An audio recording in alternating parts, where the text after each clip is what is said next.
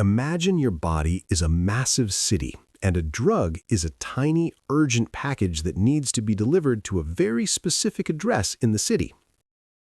If you need to stop a headache, treat an asthma attack, or lower blood sugar, how do you get the package to its right destination? You have to choose the right entry route.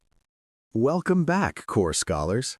Today on Pharmacore Academy, we are breaking down the different routes of drug administration. Let's start with the most common pathway, the enteral route. Enteral simply means anything involving the gastrointestinal tract, from mouth to rectum. The most popular method here is the oral route. Think of tablets, capsules, and syrups. You swallow it, and it goes down the esophagus into the stomach and intestines. It is convenient and painless, but there is a massive catch: the first-pass effect. Oral drugs have to survive harsh stomach acid and then pass through the liver, which destroys a huge percentage of the drug before it ever reaches the bloodstream. Because it is slow, the oral route is only used for things that don't need to work in 30 seconds.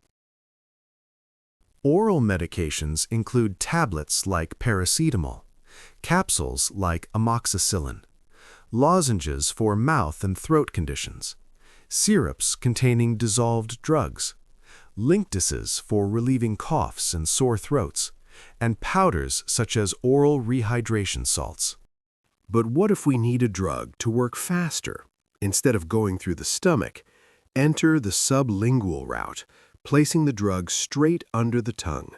The tissue under your tongue is incredibly thin and packed with tiny blood vessels.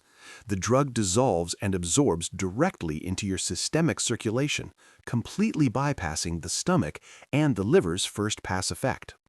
This is life-saving for angina or a heart attack, where a drug like nitroglycerin is given sublingually to open blood vessels in seconds.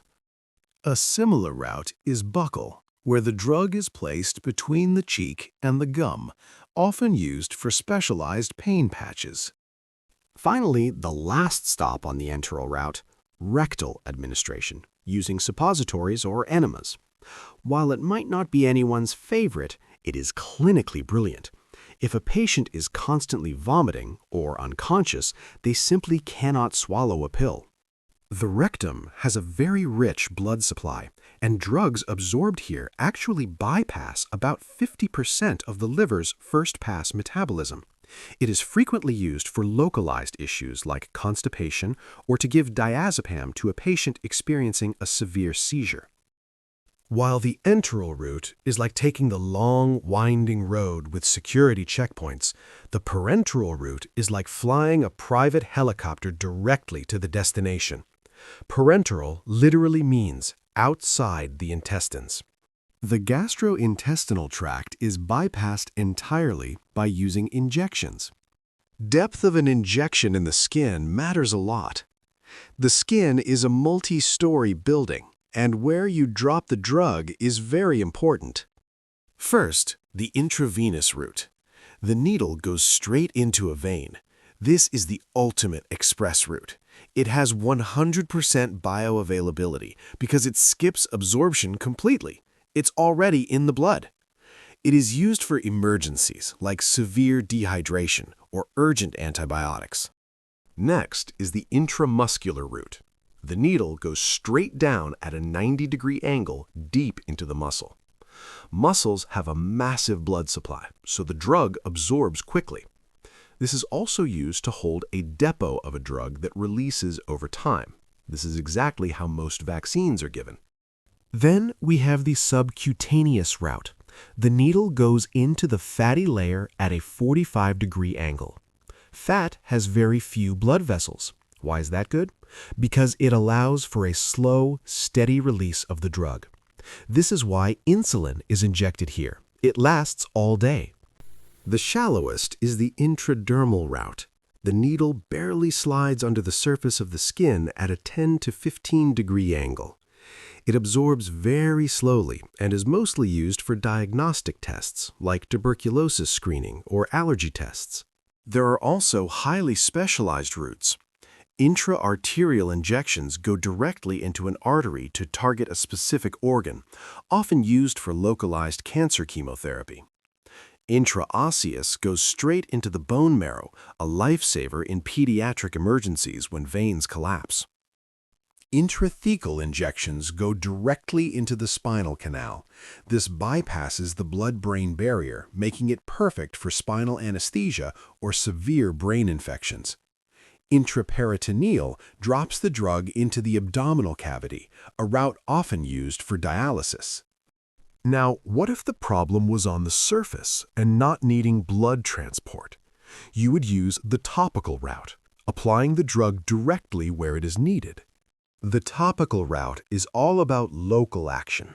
This includes dermal creams for skin infections, ophthalmic drops for eye conditions like glaucoma, and otic drops for ear infections.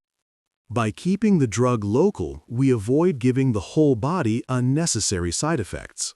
This localized delivery is also crucial for mucous membranes. Nasal sprays are used to treat nasal congestion and inflammation. For the vaginal route, we use specialized solid tablets or creams called pessaries. Because this area has a rich blood supply, it's perfect for treating local issues like yeast infections or even delivering systemic hormone therapy. Moving on, we have the transdermal route. When we put a patch on the skin, it might look like a topical treatment, but it's actually not. Transdermal patches allow drugs to absorb through the skin into the bloodstream for a very slow, sustained release. It is used for things that need to last all day or even a week, like nicotine patches, pain patches, or birth control patches. Finally, we have the inhalational route. This is the express airmail. When you breathe the drug into your lungs, it encounters a massive surface area packed with blood vessels. It works almost instantly and completely bypasses the liver's first-pass effect. Aerosols, like asthma inhalers, are used to deliver drugs directly to the lung tissue to open airways in seconds. We also use gases, like general anesthetics during surgery, which cross from the lungs directly into the blood to put the entire brain to sleep. So, the next time you take a medicine, take note of how it enters your body. Stay curious, core scholars. Don't forget to like and subscribe.